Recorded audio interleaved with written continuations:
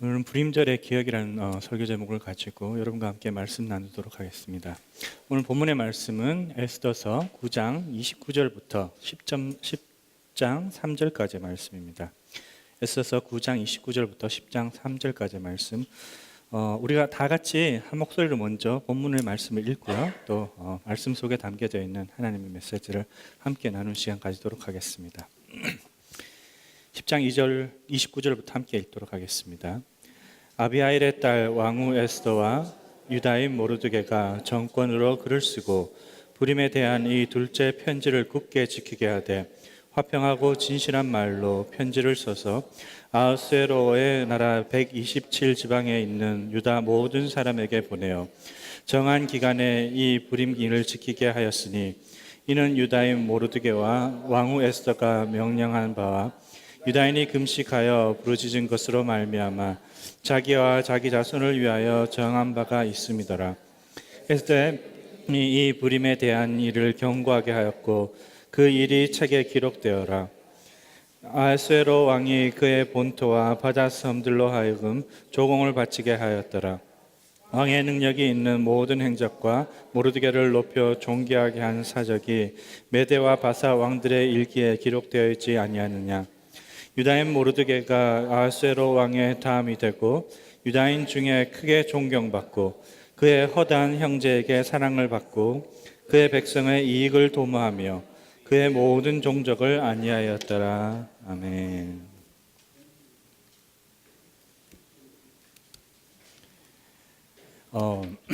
많은 분들이 아시겠지만 제가 어린 시절 제 시간을 보낸 곳이 제 고향이 울릉도입니다. 그래서 이제 좁은 이 섬에서 갇혀 살기가 참 답답하겠죠. 그러니까 이제 그 소위 우리는 이게 육지 혹은 본토라고 불러요.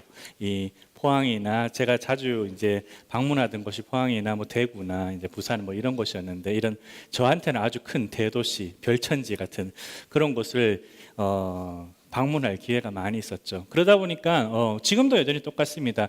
울릉도에서 이제 다른 도시로 이동하기 위해서 쓰이는 수단은 배밖에 없어요. 배를 타고 이제 자주 이제 적어도 1년에 뭐 한두 번 정도는 꼭 배를 타게 되고, 또 이제 배에서 일어나는 여러 일들을 아주 어렸을 때부터 많이 이렇게 보고 또 느끼게 되는 그런 경험이 저한테 개인적으로 있습니다. 이 배를 많이 타는 기회가 많아지다 보면 배에서 일어나는 일들이 아주 재미있는 일들을 많이 이제 눈여겨볼 수 있게 되는데, 그 중에 우리가 빼놓을 수 없는 기억 중에 하나는 아마 멀미에 대한 기억일 것입니다. 여기 계신 분들도 한두 번 정도는 이렇게 배를 타보셨을 경험이 있으리라고 제가 생각이 들어지는데요. 그 가운데 아주 이렇게 끔찍한 그 멀미에 대한 기억도 있을 수 있으리라고 생각이 들어집니다. 이 그 배에 갇혀 있는 배 안에 이렇게 멀미를 느끼고 이렇게 그것들을 감당해야 되는 고통은 다른 고통들 못지않게 참으로 이렇게 힘들고 곤란한 고통이다라고 이야기를 할 수가 있어요. 배를 처음 탈 때 아주 정숙하고 말끔하고 나름대로 이제 다 아주 예쁜 모습대로, 멋있는 모습대로 배를 타게 되죠. 근데 이 멀미가 한번 들이닥치기 시작하면 그 말끔하고 교양 있는 모습들은 그야말로 온데간데 없이 사라져 버리고 뭐 별의별 일들이 다 일어나는 거죠. 사람들이 뭐 신문지 덮어쓰고 막 바닥에 굴러다니고 뭐 별의별 일들이 막 고함 소리도 들리고 이제 그런 일들이 많이 벌어지게 되죠. 근데 이런 일들보다도 더욱 더 심한 일들이 이제 멀미가, 그러니까 파도가 커짐에 따라 가지고 사람들 이제 모습이 바뀌게 되는데, 제가 기억하는 한두 가지 이렇게 멀미를 하면서 사람들이 본 장면 중에 기억이 나는 것들이 있는데, 그게 무엇이냐면, 어떤 사람은 이제 선장이나 승무원들 너무 괴로우니까 이게 전혀 이해가 가지 않는 행동인지 모르겠지만 바지가랑이 붙들고 제발 배에서 좀 내려달라고, 배가 지금 그 바다 한가운데 육지 전혀 보이지 않는 한가운데 막 이렇게 출렁거리고 있는데 거기에서 너무 힘이 드니까 제발 좀 내려달라고, 내가 무슨 일이든 다 하겠다고 내려달라고 이렇게 애원하는 사람들을 제가 보게 되었어요. 근데 여기에서 한 단계 더 가는 분들이 있어요. 진짜로 배에서 뛰어내리려고 배 난간을 잡고 이렇게 바다에 빠지려고 하는 사람들이 있어서, 제가 어릴 때 직접 본 건 아니지만 어른들이 하는 이야기를 제가 기억하는 게, 진짜로 이제 거의 다 울릉도에 도착했는데 파도가 이제 섬 지역에 오면 더 이렇게 세지는 경향들이 있거든요. 근데 이 사람이 너무 참다 못 참으니까 배가 도착하기 전에 그냥 배에서 뛰어내려 버린 건 거죠. 죽었는지 살았는지 저희가 알 수는 없지만 진짜 너무나도 우리가 일반적으로 일상적인 상황에서 이런 현상들을 보면 너무나도 비상식적이고 또 위험하기 짝이 없는 그런 행동들이죠. 자기 자신을 그냥 죽음으로 내모는 행동들인 거죠. 근데 이런 행동들이 일어난다라는 거죠. 이 멀미가 일어나는 상황에 이런 위기가 닥치고 두려움이 생기면 이런 일들이 일어난다라는 거예요. 이런 행동들이 사실은 이성적으로 생각을 해보면 자기 자신의 삶에 아무런 도움이 되지 않죠. 이 상황 가운데서는 사실은 자기가 무엇이라도 하려고 하는 거지만 그 상황에 아무런 도움이 되지 못하고 오히려 자기가 느끼고 있는 고통을 더욱더 심화시키고 또 위험만 가중시키는 일들을 하게 되죠. 이런 일들이 위험한 순간에, 두려운 순간에 또 인생의 멀미들 가운데서 일어난다는 것이죠. 근데 이런 일들을 하는 사람들의 그 심리 상태를 가만히 한번 보면 여기에는 아주 중요한 특징이 하나 있다라고 이야기를 할 수가 있습니다. 그것이 무엇이냐면 이 사람들이 소위 이야기하는 우리가 이제 시제말로 정신줄 놓는다라고 이야기를 하죠. 무언가를 놓아버렸을 때 이런 일이 생겨나는 거죠. 일상적으로 자기가 지키고 어떤 해야 될 방법들 중에 뭔가 하나를 놓아버리는 거죠. 다른 말로 하면 잊어먹어 버리는 거예요. 기억하지 않는 건 거죠. 근데 이 배를 탄 사람들, 멀미를 겪는 사람들이 특별하게 이런 비상식적인 행동을 할 때 공통적으로 드러나는 것이 뭐냐면 이 사람들이 기억해야 될 아주 중요한 두 가지 사실을 잊어먹게 돼요. 그 첫 번째가 무엇이냐면 이 배가 어쨌거나 간에 파도가 세고 폭풍우가 나고 이런 이 상황 가운데 있지만 이 배가 지금 출발하게 된 그 최초의 출발 이유가 있다라는 거예요. 무엇이냐면 그 배를 다스리는 선사에서부터 해서 승무원들, 선장들, 이 배의 모든 어떤 그런 안전성 이런 것들 그리고 기상 상황까지 완벽하게 이 배가 원하는 도착지까지 갈 수 있다는 확신이 섰을 때만 기본적으로 출항허가, 다시 한번 배가 출발할 수가 있고 또 그 가운데서만 배가 운행되게 돼 있다는 거죠. 그 배 안에 있는 사람이 아무리 두려움을 느끼고 파도가 쳐가지고 이 배가 가라앉는 것처럼 두려움을 느낀다 하더라도 만약에 이 배가 출발했다라는 것은 거의 99%이 배가 안전하게 그 도착지에 갈 수 있기 때문에 출발했다라는 것을 까먹고 있는 건 거죠.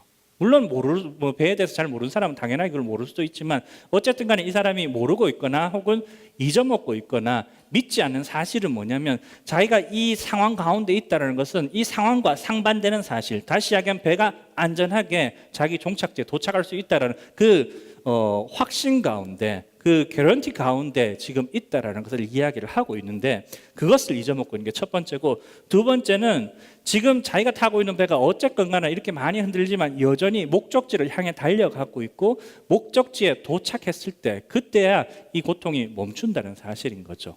근데도 그 목적지에 가려고 생각하지 않고 어떻게 하든지 이 시간을 넘어가려고 하지 않고 그것들을 잊어먹고 그냥 버리고 자기 나름의 방법을 써버리는 거죠. 배에서 뛰어내린다든지 애원을 한다든지 아주 우리가 보기에 이상하고 비상식적인 행동들을 하게 된다는 거예요. 결국은 이런 행동들이 가능하게 되는 것은 이 사람이 기억해야 될 아주 중요한 사실들, 항해에 대한 사실들, 배 안에 있는 자기 자신이 이해해야 될 상황들에 대해 가지고 온전히 기억하지 못하기 때문에 생겨나는 일들이다라고 이야기를 할 수가 있는 것 같습니다. 이런 어처구니 없는 일들이 배 안에서만 일어나고 있지는 않은 것 같습니다. 우리 인생이라는 배를 타고 신앙이라는 배를 타고 우리가 신앙생활을 하면서 이 인생의 길을 걸어가는데 이 가운데 이 인생의 항해 가운데서도 어떨 때 보면 우리 가운데 이런 비상식적인 일들, 우리가 비상식적이라고 하지만 사실은 우리 스스로도 저지르고 있는 많은 일들이 있는 것이죠. 그리고 그 이면들에 보면 하나같이 우리는 기억되어져야 될 어떤 것이 결핍되어 있다는 것, 상실되어 있다는 그런 순간들을 우리가 확인할 수 있게 됩니다. 기억해야 될 사실을 망각하고 있기 때문에 우리는 일반적으로 혹은 우리가 바른 길에서 바른 행동을 해야 되는데 그렇게 하지 못하고 다른 행동들을 함으로써 우리의 상황과 우리가 맞닥뜨리고 있는 그런 해야 될 일들, 그런 것들과 관계없는 일을 하고 결과적으로 더 큰 아픔과 더 큰 고통과 혼란 가운데 우리 자신을 빠뜨리게 되는 일들이 있는 거죠. 이런 것들을 우리가 한번 생각하면 이 기억의 어쩌면 중요성이라고 이야기를 할 수 있을 것 같습니다. 이런 기억의 중요성들을 이란 말을 가지고 오늘 본문의 말씀을 하나 읽어보면 오늘 에서는 우리에게 아주 중요한 한 가지 사실을 이야기를 해주고 있습니다. 오늘 본문의 말씀에 보면 그 본문 전체의 내용은 지금 에스더와 모르드게 그리고 그들과 함께하는 유다 백성들, 다시 이야기하면 이스라엘 백성 혹은 하나님의 백성이라고 불리우고 있던 사람들이 하만이라고 하는 이스라엘 백성들의 적, 그 역사적으로 계속 그들을 괴롭혀왔던 아말렉 족속의 후예들이 지금 이스라엘 백성들을 완전히 인종 청소를 해버리려고, 다 죽여버리려고 짜놓은 음모에서부터 기적적으로 지금 하나님의 역사를 위해서 구원을 받고, 또 그 구원받은 날을 기념하기 위해서 불임절이라고 하는 그 절기를 제정하는 그런 장면입니다. 오늘 9장 29절 앞절에 보면은 벌써 모르드게가 9장에서 이 모르드게라는 인물이 불임절에 대해 가지고 이제 이것들을 절기로 지키자 반포를 하죠. 이것들이 이제부터 이스라엘 백성들이 영원토록 지켜야 될 절기다라고 이야기를 하고, 오늘 29절부터는 에스더, 왕후인 에스더가 다시 한번 그 불임절을 지켜라라고 명령을 내리는 두 번째 이제 재정의를 하는 건 거죠. 다시 한번 이 불임절을 명령을 하게 되죠. 그리고 그 가운데 오늘 특별하게 31절의 내용들을 읽어보면 이 불임절을 왜 지켜야 되는지, 이 불임절의 의미가 무엇인지, 혹은 이 불임절 가운데 그 이스라엘 백성들이 반드시 기억해야 될 것이 무엇인지에 대해서, 이 불임절의 의미에 대해서 이야기를 하고 있습니다. 그 이야기가 31절 후반부에 나오고 있습니다. 에스더가 명령한 바와 유다인이 금식하며 부르짖은 것으로 말미암아 자기와 자기 자손을 위하여 정한 바가 있습니다. 지금 불임절을 지켜라고 하는 이유가 에스더도 그렇고 이스라엘 백성들도 동의하고 있는 이유가 있는데, 그것이 무엇이냐면 그들이 금식하여 부르짖은 것이다 라고 이야기를 하고 있죠. 이 불임절의 시간, 이 불임절 날 그들이 특별하게 더 기억을 해야 될 것은, 그들이 하나님 앞에서 모든 곡기를 다 끊어버리고 하나님에게 눈물로 지금 호소하고 있는 그 순간들을 기억하라라고 이야기를 하고 있습니다. 이 순간은 그야말로 그들에게는 죽음의 순간이었습니다. 현실적으로 아무런 이 죽음, 자기들에게 다가오고 있는 죽음의 위기들, 이 하만을 비롯해서 수많은 이방 민족들이 지금 한날에 그들을 다 죽여 없애리라고 그 계획을 알고 왕이 그것들을 직접 인정을 해줬죠. 허락을 해줬죠. 그러니까 여기에는 아무런 공권력이나 어떤 군사력이 개입될 수 없고, 그들 스스로 지금 자기 자신을 방어도 할 수 없는 그런 상태에 있는, 그야말로 이제 죽음밖에 없는, 죽음이 아주 자명한 상황이죠. 그들 스스로, 그리고 이 상황을 헤어나올 수 있는 아무런 어떤 능력이 없었어요. 아주 무기력한 현실이고, 또 그 가운데 그들이 바랄 수 있는 현실적인 아무런 소망이 없죠. 한 나라의 왕이, 그들을 다스리고 있는 페르시아 대제국의 왕이 그들을 죽여도 좋다라고 이야기를 한 것은 그야말로 그들이 의지할 수 있는 아무런 다른 수단이 없다라는 것을 이야기를 하고 있는 거죠. 그때 그들은 그들의 절망적인 상황을 인식하고 오직 하나님에게 금식하고 부르짖었다라는 것이죠. 그것들을 기억하라는 거예요. 이것은 우리가 흔히 생각하는 금식하고 부르짖는다라고 해서 아주 의롭고 종교적인 행위를 이야기하는 게 아니에요. 지금 이들에게는 현실적으로 아무것도 의지할 수 있는 대상이 없기 때문에 그들이 알고 있는 유일한 희망, 소망, 신앙과 관계없이 그들이 부르짖을 때는 하나님밖에 실질적으로 없기 때문에 이렇게 하는 거죠. 먹을 수도 없고 입을 수도 없고 그저 하나님 앞에 엎드려서 죽었습니다 라고 이야기할 수밖에 없는 그 절망적인 상황을 지금 이야기하고, 에스더가 기억하라고 하는 것은 그런 종교적인 행위가 아니라 그들의 죽음을 기억하라고 이야기를 하고 있죠. 그것이 불임절날 모든 이스라엘 백성들이 기억해야 될 가장 중심된 기억이다라고 이야기를 하고 있습니다. 근데 이 이야기가 지금 에스더의 이야기를 다시 한번 곱씹어 보면 언제 기억을 해야 되냐면 불임절 날이라고 이야기를 하고 있죠. 불임절 날. 불임절이라고 하는 이 명절은 이스라엘 백성들, 오늘날 유대인들이 아직까지도 지키고 있는 명절이에요. 분명히 우리가 기독교인들의 명절은 아니긴 하지만 그 같은 뿌리 하나님을 믿고 있는 유대인들에게는 아직까지도 너무나도 중요한 명절 중에 하나예요. 근데 그 명절 오늘날에도 보면 잘 드러나지만, 그 명절 보면 유대인들이 표현할 수 있는 모든 종류의 기쁨, 그리고 그 한계치를 끝까지 이렇게 표현하는, 그야말로 너무나도 기쁜 날이에요. 우리나라에 우리도 얼마 전에 그 한가위 추석을 보내게 되고, 또 다른 명절도 우리가 많잖아요. 그때 우리가 기뻐하고 즐거워하고 서로 선물을 주고받고 하는데, 그런 것들과는 어쩌면 비교도 되지 않을 만큼 그들의 기쁨을 이렇게 발산하는 너무나도 기쁘고 행복한 날이라는 거예요. 그런데 하필이면 그때 여기도 모르드게와 그 에스더가 분명히 기뻐하고 즐거워하고 이 날을 축하하라라고 하는데, 그 즐거운 날에 뭐라고 이야기하냐면 에스더는 가장 슬픈 것들을 기억하라라고 지금 이야기를 하고 있는 거예요. 인생의 가장 위기, 절대절명의 죽음의 순간을 기억하라라고 이야기하는 거죠. 어떻게 들으면 이게 좀 상반되는 내용이죠. 겉으로는 기뻐하라 그러면서 그 기뻐하는 행위의 모든 의미들, 그들이 기뻐하면서 계속 기억해야 될 것은 슬픔이라는 건 거죠. 절망이라는 거죠. 아픔이라는 건 거죠. 이게 도대체 어떻게 된 일일까요? 지금 에스더가 궁극적으로 이 사람들에게, 혹은 에스더와 모르드게가 이 유대인과 함께 나누고자 하는 이 불임절의 참 의미는 과연 무엇일까요? 이것은 다름 아니라 공존할 수 없는 모순된 두 가지 절망과 기쁨, 죽음과 생명의 어떤 이 이야기들이 이스라엘 백성들 가운데 있고 그것들을 함께 품어 안고 살아가야 된다는 이야기를 지금 에스더는 이야기를 하고 있다는 것입니다. 무슨 말이냐면 이 기쁜 날에 그들은 절망적이었던 옛날을 생각하고 있죠. 소망이 없던 옛날을 생각하고 있어요. 그 이야기 자체는 지금 무언가 지금 이동이 있다는 것을 이야기하고 있는 거죠. 이 이스라엘 백성들이 이 기쁨의 순간에 절망적이었던 예전을 생각한다는 것은 절망이었던, 죽음이었던 그 상태에서 그들이 지금 이까지 왔다라는 것을, 그야말로 전체를 지금 이야기를 하고 있는 거예요. 그들이 기쁜 순간에 절망을 생각하는 것은 더 이상 그 절망에 매달려 있는 사람이 아니라 그것들로부터 지금 여기 와서 기쁜 현실, 행복한 현실, 충만한 현실이 되었다는 것을 함께 이야기를 하고 있는 거예요. 다시 하면 이야기는 그냥 절망 가운데 슬퍼하고 두려워하고 거기에 붙들려서 매달아 살아라고 이야기하는 것이 아니라 완전히 반대 이야기를 하고 있는 거죠. 그들의 삶은 그런 절망 가운데 매여 있고 구속되어 있고 폐쇄적으로 오도 가도 못하는 삶이 아니라 이동하는 삶이라는 것을 지금 이야기를 하고 있는 거죠. 불임절 이 전체 이야기는 기쁨과 슬픔을 함께 누리고 기억하고 그 가운데 그들이 삶을 누리라고 하는 이야기는 무슨냐면 그들의 삶이 한 곳에 매여 있고 슬픔 가운데 구속되어 있는 것이 아니라 이동하고 있는 중이고, 이동의 끝이 무엇이냐면 그들이 느끼고 있는 행복과 충만함과 구원과 생명이다라고 이야기를 하는 거죠. 다시 이야기하면 이 불임절의 진정한 의미는 무엇이냐면 절망에서 소망으로 이동하는 삶의 삶이 당신들의 삶이다라고 이야기하는 거죠.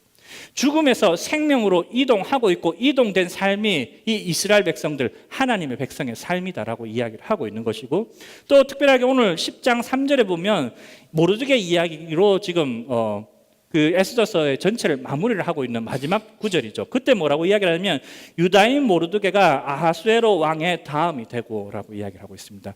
이 거대한 제국, 그 당시에 세상 최고의 제국이라고 해도 뭐 전혀 과언이 아닌 그 제국의 2인자가 되었다라는 거예요. 그런데 분명히 우리 유다인 모르드게는 에스더서 처음 시작할 때는 그렇지 않았어요. 이름도 없는, 아주 비천하지는 않지만 그리 이름이 알려지지 않은 그 변방의 이방 민족, 이 페르시아 사람들에게는 아주 속국의 속국인 이스라엘 사람들, 하찮은 이방 민족 중에 그냥 한 사람이었다는 거죠. 이 사람이 지금 에스더서 이야기가 끝날 때, 그리고 수많은 이 죽음과 위기의 이야기를 거쳐서는 지금 어떤 사람이 되었냐면 이 제국의 2인자가 되었다는 거예요. 혹은 다른 말로 하면 이 이방 민족들이 가득 들어차서 살아가는 이 세상 가운데 이 모르드게는 최고의 1인자가 되었다는 거예요. 왕을 빼고, 그죠? 이 이방인들의 세상 가운데는 최고의 사람이 되었다는 거죠. 이 이동을 지금 불임절이 기념을 하고 있는 거예요.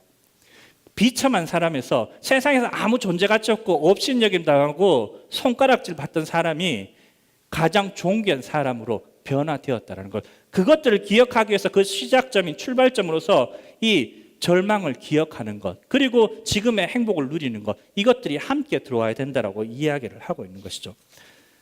우리 신앙 안에서 이러한 현상들, 이 이동에 대해서 표현하고 있는 아주 좋은 용어가 있습니다. 그것이 무엇입니까? 구원이라고 부르죠. 구원 받았음.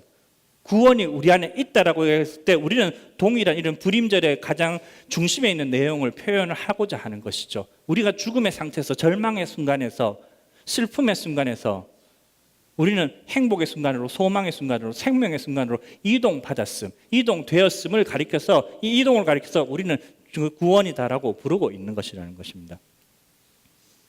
그런데 여기서 우리는 이런 질문을 한번 해볼 필요가 있습니다.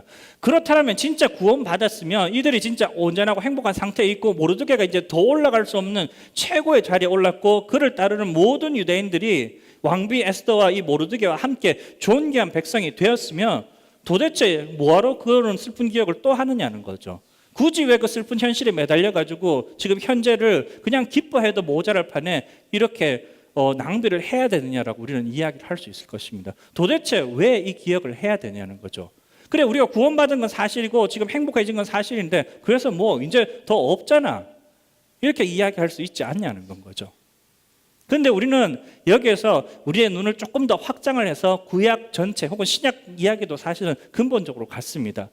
여기에서 이스라엘 백성들이 살아가는 삶을 좀 한번 전체적인 시각에서 한번 살펴볼 필요 있어요.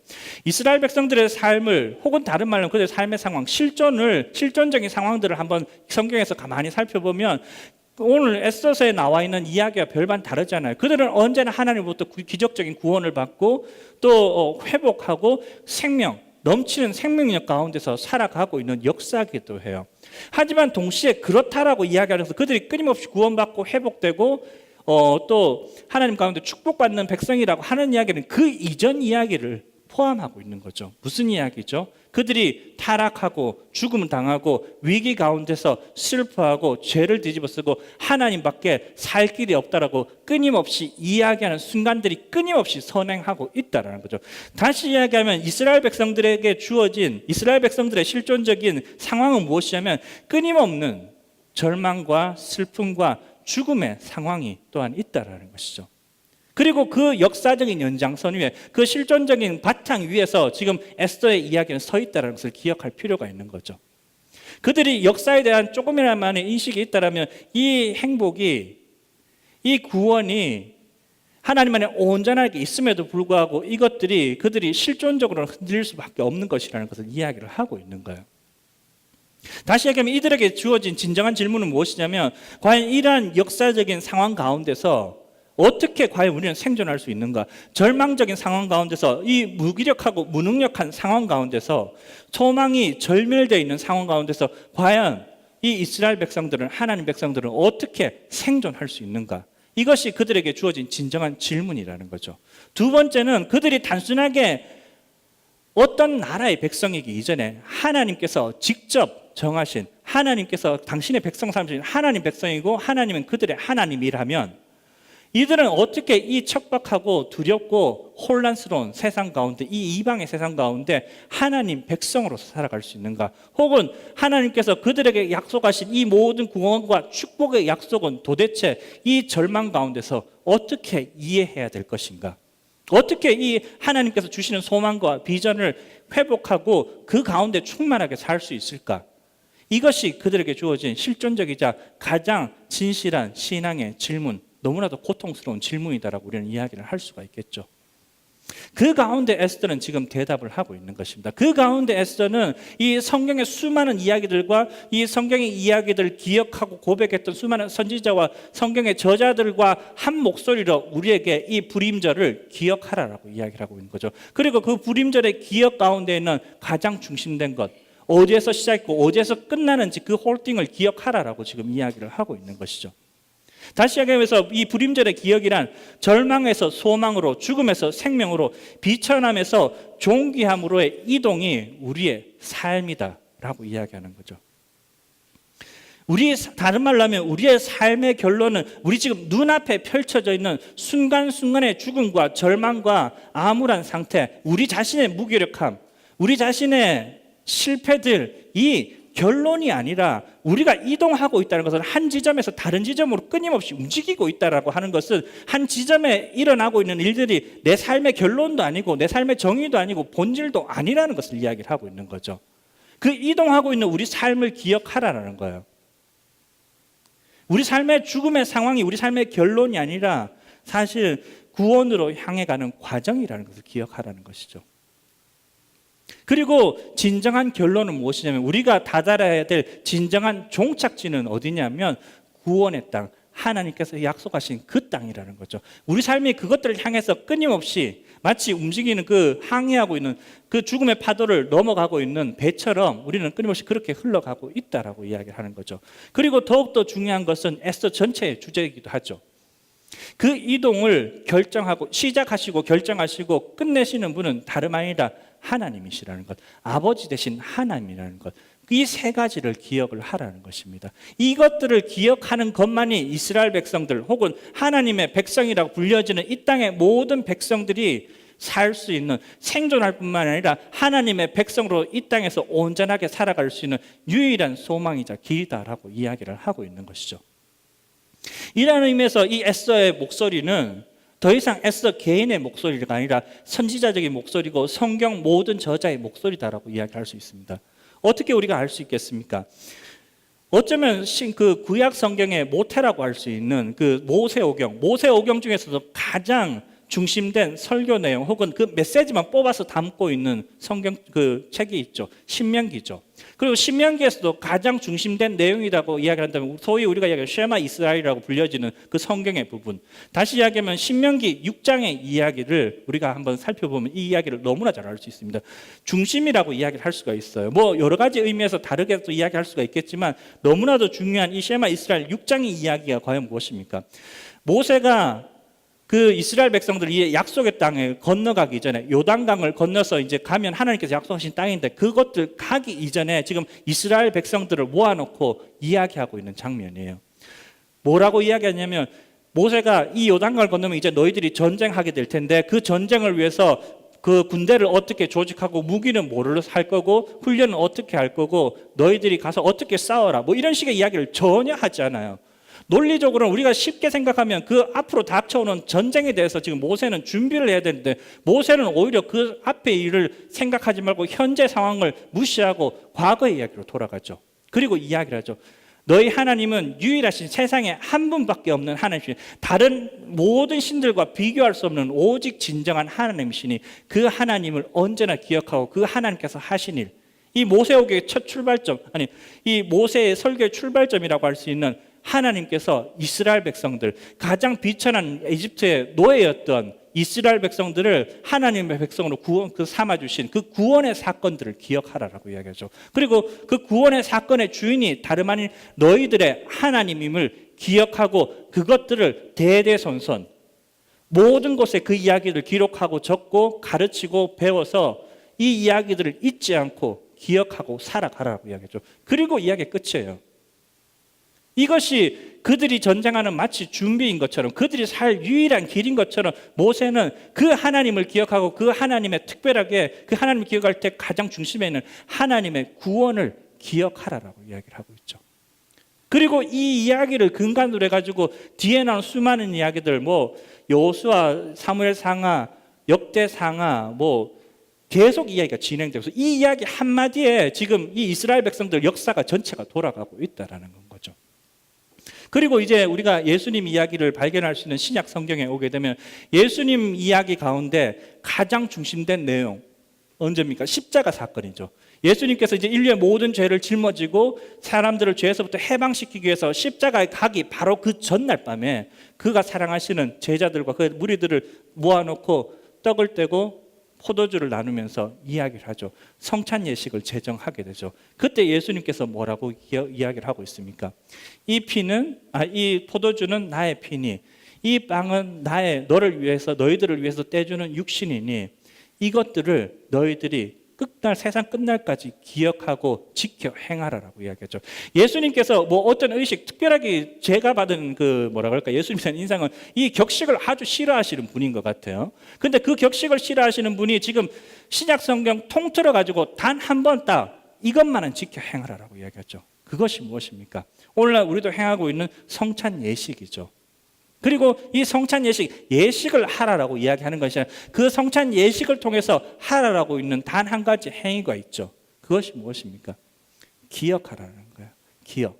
예수님의 피와 예수님의 찢어진 육신을 기억하고 우리 삶 속에 그것을 담고 살아가라고 이야기하죠. 왜? 그것이 그 자체가 구원이고 그 구원을 품고 살아가는 사람들을 가리켜서 그리스도인 하나님의 백성, 구원의 백성이라고 부르기 때문이죠. 그것을 기억하는 것이 그리스도인이고 하나님의 백성이다라고 예수님은 이야기를 하고 있는 거죠. 그리고 이 성찬식이 얼마나 중요한 이야기냐면 중에서 지키자 말자를 이야기를 제가 말씀드린 게 아니라 종교적인 정통, 우리가 알고 있는 이집트 종교, 그리스 종교, 동방 종교, 별의별 종교가 다 있죠. 그리고 또 우리가 너무나 잘 알고 있는 그 천주교 전통, 그죠? 우리가 뿌리는 같죠. 같은 하나님, 같은 예수님을 믿고 있지만 신앙의 표현과 형식이 다른 형제 교회쯤이라고 우리가 표현할 수 있을까요? 그 사람들에게 있어가지고 교회를 정의하는 데 있어서 그 사람들이 모이고 교회라고 세우고 그것들을 교회라고 부르는 아주 중요한 이유, 어쩌면 단 하나의 이유가 있어. 공통적으로. 그것이 무엇이냐면 이 사람들은 교회를 가리켜서 어느 곳에 가든지 성찬 예식을 하는 것이 교회고, 교회는 무조건 성찬 예식을 하는 곳이다라고 이야기를 하죠. 교회가 되는 유일한 이유는 성찬 예식을 하기 때문에 교회다라고 이야기를 하고 있어요. 특별하게 종교적 전통에 보면 이 성찬 예식을 하는 예배에 참석하기 위해서 새신자들이 오면 적어도 3년에서 5년 동안 예배당 안에 들어가지도 못하게 하죠. 그냥 예배당 밖에서 혹은 예배가 펼쳐지고 있으면 2층이나 이런 데서 그냥 observe만 하는, 그렇게 관찰만 하고 배우기만 하는 거죠. 그래서 이 성찬 예식이 무슨 의미인지 하나하나 다가가서 그의 삶이 그 성찬 예식 안에 들어갈 수 있을 때까지 준비가 되고 난 뒤에 그때 비로소 그들은 입교하게 되고 그리스도인의 이름이 불려지게 되는 건 거죠. 왜 그렇습니까? 이들이 왜 그렇게 이 성찬 예식에 목을 매달고 있을까요? 왜냐하면 그 가운데는 예수님께서 하신 명령의 중요성을 너무나도 잘 이해하고 있기 때문이죠. 그들이 교회가 되고 그리스도인이 되고 이 모든 구원의 삶을 살 수 있는 유일한 길인 것처럼 생각할 수 있는 것은 무엇이냐면 기억이라는 거예요. 기억. 예수님께서 우리를 구원하셨다. 그분으로 인하여서 우리가 죽음의 상황에서 생명으로, 지옥에서 천국으로, 절망에서 소망으로 옮겨졌다라고 하는 그 기억, 그것들을 붙들고 살아갈 때 비로소 우리는 우리의 실존적인 문제뿐만 아니라 모든 신앙적인 문제들이 해결될 수 있고 그 가운데서 우리는 누릴 수 있기 때문이라는 건 거죠. 결국은 이처럼 이렇게 중요한 기억은 우리 삶에서 이 죄악과 죽음의 위기상 가운데 우리로 하여금 소망을 가지게 만듭니다. 우리 안에는 소망이 없어요. 우리 가운데는 끊임없이 밀려드는 이 죽음의 파도들, 절망의 파도들이 밀려들고 있죠. 그런데 그 소망 없는 상황 가운데 우리는 가장 확실한 소망을 가질 수 있는데 그 수단이 무엇이냐면 이 하나님을 기억하는 거죠. 이 하나님의 구원을 기억하는 행위라는 건 거죠. 그리고 이 소망은 절망과 자포자기를 견디고 이겨낼 수 있게 하는 것이죠.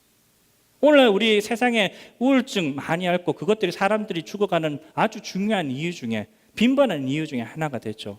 그런데 우리가 진정으로 이 소망을 품게 된다면 우리 안에 있는 소망, 헛된 소망이 아니라 그리스도의 이름 안에 있는 진정한 소망을 우리가 품고 기억하고 그것들로 살아가게 된다면 글쎄요, 과연 그 결과가 여전히 같을까? 우리는 그렇게 이야기할 수 없을 거라고 생각이 들어집니다. 그리고 설사 우리가 이 실패를 한다고 해서 수많은 죽음을 당하고 고통 가운데 있고 신앙의 실패로 인해서 모든 것들이 사라져버린 것처럼, 마치 예수님의 십자가 사건 이후에 베드로가 그랬던 것처럼, 수많은 제자들이 그랬던 것처럼 그 실패 가운데 있다 하더라도 우리가 진정으로 이 소망을 붙들고 있다면, 다른 말로 하면 그리스도 예수님이 우리에게 하신 일을 기억을 한다면 우리는 그 가운데 소망을 품고 그 신앙의 실패에도 불구하고 우리는 여전히 분연히 일어서서 온전한 그리스도의 제자의 삶을 살 수가 있다는 것이죠. 이 소망이, 이 기억으로 인한 소망이 우리에게 생명이라는 것입니다. 그리고 이 소망은 이제 엄연하게 우리의 현실, 우리가 현실적으로는 알 수 없지만, 우리 경험으로는 알 수 없지만 우리가 백성됨으로 해서 우리에게 끊임없이 다가오고 있는 죽음의 파도에, 그것들을 뛰어넘어서 다가오고 있는 하나님의 구원의 손길에 비로소 반응할 수 있게 하는 길을 열게 되는 것이죠. 우리가 이 소망을 품고 있기 때문에 하나님께서 열어놓은, 우리 인생의 홍해바다에서 열어놓은 이 홍해바다의 갈림길을 우리가 걸어갈 수 있게 된다는 거예요. 우리가 소망을 품고 있을 때만 하나님께서 내주시는 이 구원의 손길을 붙들 수가 있다는 거죠. 우리가 여전히 절망 가운데 있고 인생에 그야말로 쓰디쓴 그런 인생의 열매를 먹고 있으면서 눈물을 흘리고 있으면서 절대로 하나님을 향해서 고개를 들 수가 없어요. 출애굽기에서 뭐라고 이야기를 합니까? 아니, 출애굽기 아니, 민수기에서 뭐라고 이야기를 합니까? 모세가 노뱀을 보고, 그 사람들이 다 죽을 때 노뱀을 들고 그것들을 쳐다보라라고 이야기하죠. 자기들이 당하고 있는 죽음의 질병들, 그것들에 상처 있고 슬퍼하고 보지 말고 이 노뱀, 헛된 노뱀이라도 고개를 쳐들고 바라보라는 거예요. 하나님께서 내어주신 이 구원의 손길을 쳐다보면, 그러면 그 쳐다보는 믿음으로 산다라는 거예요. 근데 그 믿음이 없으면 그들은 그들의 질병 가운데, 그들의 육신을 좀먹고 있는 질병 가운데, 절망 가운데, 인생의 불행 가운데 썩어 없어질 거라는 거예요. 그들을 살게 하는 것은 그들 안에 능력도 무슨 행운도 아니라 오직 믿음으로 고개를 쳐들고 하나님을 바라보는 거예요. 그 구원의 소스이신 하나님, 그 구원의 손길을 우리가 어떻게 쳐다보느냐? 우리가 믿음으로 이 기억으로 파생된 믿음으로 소망을 가지고 고개를 드는 행위에서부터 시작을 한다는 거예요. 우리에겐 소망이 없고 그 구원이 없는 게 아니에요. 하나님께서 그래서 예수님을 2000년 전에 십자가에 못 박아 돌아가시게 하셔서 2000년 동안 지금 이 땅의 모든 곳에 구원이 임하고 있어요. 문제는 하나님의 구원이 없어서 우리가 구원 못 받는 게 아니라 우리가 믿음을 가질 수 없어서, 믿을 수 없어서 구원을 못 받는 거죠. 그 믿음을 어떻게 가지시겠습니까? 이 소망을 품고 이 노뱀 대신 그리스도 예수님의 십자가를 고개를 들고 바라보는 것이죠. 그렇게 해서 하나님의 구원의 손길에 반응하게 할 뿐만 아니라 이제는 그 하나님의 손길로 인해서 구원의 순간까지 우리 인생의 궁극적인 종착역에 도달할 수 있게 하는 역할이 바로 이 기억이라는 것입니다. 우리가 이 하나님의 구원을 기억하고 그 기억을 붙들고 살아가면서 그 구원으로 이 구원의 방주를 타고 가면서 우리는 거기에 도착하는 거예요. 우리가 이 배를 타고 있는데 이 배가 뒤집어질 것 같고 이 배가 무너질 것 같고 저 파도가 이 배의 능력보다 더 클 것 같고 이 배를 띄우신 분의 계획과 그런 능력보다도 우리가 당하고 있는 눈앞에 있는 절망과 고통이 더 클 것 같으면 그걸로 끝장나는 거예요. 아까 처음에 배에서 뛰어내는 사람이 어처구니 없다고 그랬죠. 근데 과연 그렇습니까? 우리 삶이 똑같이 그런 어처구니 없는 그런 결정들 가운데 있지 않습니까? 하나님께서 분명히 모든 것들을 보고 우리 구원의 삶을 내가 태어나기 전에 그 어머니의 태에서 나를 지으실 때부터 이 모든 것들을 확정하시고 시작하신 이 항해인데 우리는 그 하나님의 계획을 깡그리 무시하죠. 당연하죠.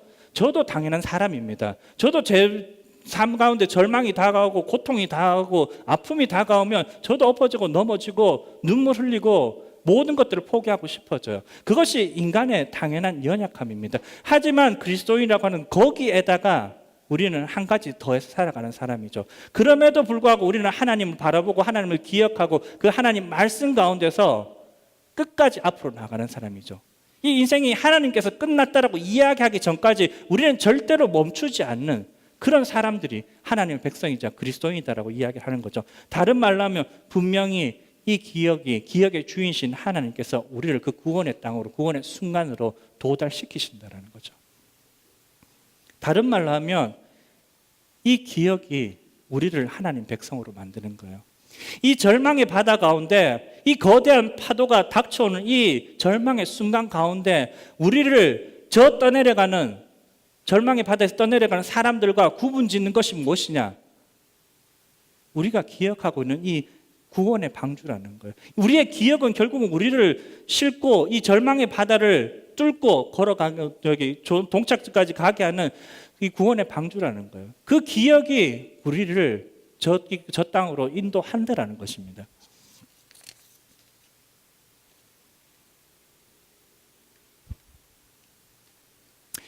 우리가 그리스도인이라고 할 때 우리 자신을 부르고 여러분들이 스스로 혹은 서로에 대해 향해서 그리스도인이라고 부를 때 이 그리스도인이라고 하는 이름 안에는 분명히 기억이라고 하는 철자가 들어 있습니다. 이 그리스도인의 이름은 기억이라고 하는 단어들로 이루어져 있는 이름이에요. 그리스도인은 다른 말로 하면 기억 가운데서 하나님을 향한 하나님께서 하신 과거와 현재와 미래의 기억 가운데서 현재를 뿌리내리고 살아가고 미래를 그 기억에 대한 소망으로 열어젖히고 살아가는 사람들을 가리켜 부르는 이름이라는 거죠.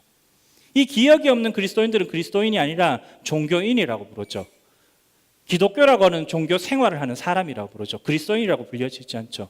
우리가 특별하게 그리스도 예수님으로 향해서 그리스도 예수님을 통하여서 구원받은 그 사실을 기억하고 그 위에 삶을 살아갈 때 그것을 잠시 잠깐 기억하고 주머니에 넣어놓고 딴 생각하고 살아가는 게 아니라 그 기억이 내 삶의 언어가 되고 내 삶의 진정한 그 토대가 되었을 때 그런 사람들을 가리켜서 우리는 그리스도인이라고 부른다라고 하는 것입니다. 그 사람들의 그 그리스도인들의 실존적인 상황이 어떻습니까? 그렇게 밝지 않게 보이죠. 에스더서의 유다인들처럼 이스라엘의 구약의 수많은 이스라엘의 백성들처럼 어쩌면 핍박받고 고통 가운데 혼란스러워하는 신약의 초대교회 수많은 그리스도 예수님의 제자들처럼 우리의 삶도 역시 그렇게 밝지 않은 것처럼 보입니다. 우리가 창밖을 내다보면 아주 짙은 먹구름이 껴있고 넘실대는 파도가 우리를 잡아먹을 것처럼 우리에게 다가오고 있는 것이 우리 삶의 현실이라는 거죠. 하지만 우리가 반드시 그 가운데 기억해야 될 것은 우리가 그럼에도 불구하고 이 세상 그 죽음의 파도로 많은 사람들이 떠내려가고 많은 사람이 죽음을 당하고 지금 저 바다에 빠져가지고 허우적대고 있지만 그들과 우리가 다른 것은 어떠한 다른 것도 아니라 우리가 위치해 있는 이 위치예요. 그 위치가 무엇이냐? 참 그 노아의 방주의 이야기처럼 우리가 바로 그 노아의 방주에 타고 있다는 거죠. 여전히 파도의 영향을 받고 여전히 죽음과 같은 파도가 우리에게 밀려오고 있어요. 하지만 어떤 사람들은 분명히 그 구원으로 향해 가는 그 방주를 타고 어딘가로 가고 있고 어떤 사람들은 산산이 다 뿔뿔이 흩어져 가지고 지금 떠내려가서 죽음을 당하고 있는 거죠. 그리고 우리는 그 안에 있는 사람들을 가리켜서 우리 자신의 이름들을 사용하고 있는 거죠. 그리스도인이라고 부르고 있는 것이죠. 참으로 암울한 상황이지만 그래서 우리가 우리 삶을 돌아보면 참으로 소망 없는 상황이지만 그래도 우리는 기억해야 될 것이 있는 것이죠. 특별히 우리가 당하고 있는 수많은 고통과 절망을 한번 기억해 보시기 바랍니다. 우리 공동체가 당하고 있는 아픔들도 많이 있죠. 우리가 사랑하는 사모님도 지금 병상에 계시고 그 앞에 상황이 어떻게 될지 알 수가 없습니다. 그리고 그 상황을 바라보고 우리는 많은 절망감과 또 원망을 하면서 때로 살아가기도 하는 것 같아요. 도대체 하나님이 무슨 뜻을 가지고 우리가 사랑하는 사모님을 이런 지경에 만들게 나왔을까? 도대체 이 가운데 무슨 하나님의 뜻이 있어가지고 우리를 이렇게 만드실까? 우리는 이렇게 질문하기도 하죠. 하지만 과연 우리는 이것들을 이렇게 생각해야 될까? 이것이 마치 우리가 맞닥뜨려야 될 결과고 오도가도 할 데 없는 그런 막다른 골목인 것처럼 우리는 생각을 해야 될까요? 우리가 진정으로 생각해야 될 것은 우리의 상황이 비록 구원의 방주 안에 있지만 여전히 우리는 이 죽음의 세상의 바다 가운데 떠서 어딘가로 향해 가는 사람이라는 것을 기억을 한다면 우리는 다르게 생각할 수 있을 것입니다. 물론 우리에게 닥쳐오는 수많은 파도들 그 가운데 우리가 사랑하는 사람들의 죽음도 있고 우리가 사랑하는 사람들의 질병도 있고 우리 삶 가운데 수많은 사고와 아픔도 있지만 그것은 하나님의 뜻이 아니라 우리가 하나님으로부터 분리되어 있는 상태에 그 깨어진 세상 가운데 살아가고 있기 때문에 생겨난 당연한 현상들이라는 거예요. 그 위에, 그 출발점 위에, 그 바탕 위에 우리가 하나님을 어떻게 생각할 것인지, 어떻게 믿을 것인지가 진정한 믿음이고 신앙인 것이지 우리의 절망을 합리화시키는 것이 믿음이 아니라는 것이죠. 우리가 깨어진 세상에서 당할 수밖에 없는 인간의 보편적인 고통의 문제를 가지고 하나님 앞에 나아가는 것이라는 것입니다. 사모님의 병이 그 병으로 우리에게 이야기하고는 절망을 가지고 앞으로 나아갈 때 그때부터 이 항해가 시작되는 거예요. 이것들을 붙들고 원망하고 눈물 흘리고 물론 너무나도 당연한 반응이고 다들 우리 그렇게 하고 싶고 해야 되기도 합니다. 하지만 그걸로 멈춰 쓰는 게 아니라 우리의 이 구원의 방주는 끊임없이 앞으로 이동하고 있다는 것. 그리고 그 종착지가 하나님께서 정하신 결말 구원의 땅이라는 것을 우리가 알고 그 가운데 우리가 어떠한 고통과 두려움 가운데서 우리는 앞으로 나아가야 된다는 것입니다. 그것이 그리스도인의 기억입니다. 이 절망과 같은 죽음과 같은 그야말로 세상 모든 것들을 진짜 삼킬 것 같은 그런 파도 가운데서 하나님께서는 그것보다 더욱더 폭풍우보다 더욱더 큰 음성으로 우리에게 기억하라고 명령하고 계십니다. 절망과 죽음의 위기에 대해서 우리가 바른 시각을 가지고 바른 이해를 가지고 세상의 파도의 목소리를 들을 것이 아니라 하나님의 음성을 듣고 이 파도를 뚫고 함께 나가야 될 때가 지금이라는 것이죠. 그 가운데 우리는 세 가지 것을 기억을 해야 될 것입니다. 첫 번째로 우리 삶은 절대로 고정되어 있는 것이 아니라 끊임없이 저 앞으로 전진하고 있는 하나님이 끝났다라고 이야기할 때까지 끊임없이 전진하고 있는 이동 중인 삶이라는 것입니다. 현재의 상황이 결말도 아니라 절망도 아니라 죽음도 아니라 죽음이다 하더라도 그것은 끝이 아니라 끊임없이 우리의 항해를 이어나가는 새로운 출발점이자 연속점이라는 것을 기억을 해야 될 것입니다. 거기서부터 해서 그 죽음에서부터, 그 죽음, 절망에서부터, 그 고통에서부터 시작해서 우리는 끊임없이 앞으로 구원을 향해서 나아가고 있다는 것을 기억하시기 바랍니다. 우리가 끝이라고 하는 생각 시작하는 그 순간에 우리는 진정한 시작도 해보지 못하고 파멸에 이르고 말 것입니다. 우리가 이 순간을, 이 절망을, 이 고통을 하나님께서 주신 우리의 운명이구나. 인간이 이 땅을 살아가면 어쩔 수 없는 것이구나. 내 손에 든 게 아무것도 없으니까 이게 끝이구나 생각하는 그 순간부터 끝이 아니었던 게 여러분 삶 속에 죽음으로, 끝으로, 파멸로 다가오기 시작할 것입니다.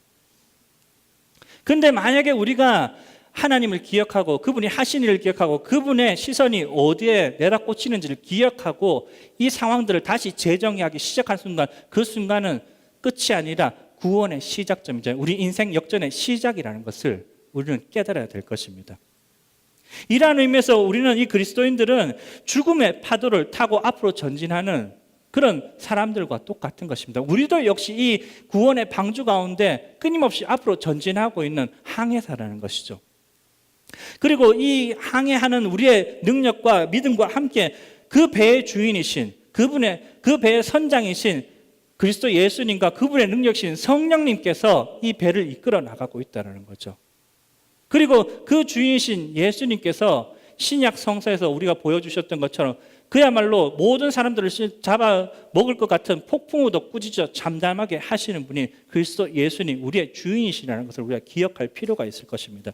그렇기 때문에 예수님이 멈추지 않기 때문에, 성령님이 끊임없이 우리 가운데 역사하고 있기 때문에 우리도 역시 그분을 따라서 포기하지 말고 앞으로 나아가야 된다는 거죠.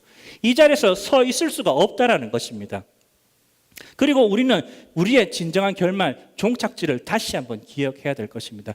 우리의 종착지는 여기가 아니라 절망, 죽음, 아픔, 고통이 아니라 우리의 종착지는 누가 뭐라 그래도 하나님께서 정하신 그 구원의 땅, 약속의 땅이라는 것을 우리가 기억하고 그 앞으로 끊임없이 전진해 나가야 된다는 것이죠. 그리고 그것은 단순하게 우리 미래의 시간에 우리가 거기에 다다를 것이 아니라 우리가 벌써 이 구원의 방주 가운데, 그 성령님의 역사 가운데 하나님께서 만들어 놓으신 그 구원 가운데 있음으로 해서 이 구원이 단순하게 미래가 아니라 현재 우리가 경험하고 끊임없이 실현되는 과정이라는 것을 우리가 기억을 해야 되는 거예요. 그냥 우리가 구원의 방주 타고 있지만 인생의 멀미를 느끼고 고통을 느끼고 있다 해서 이것은 지옥이고 우리가 여기서는 그냥 대강 살다가 어떻게 하든지 그것까지 가가지고 거기서부터 누리자, 이것이 아니라 하나님께서 시간을 초월하고 공간을 초월하신 하나님께서 계획하시고 이루신 일은, 미래에 이루시는 지금 현재에도 현실이 된다라는 거예요.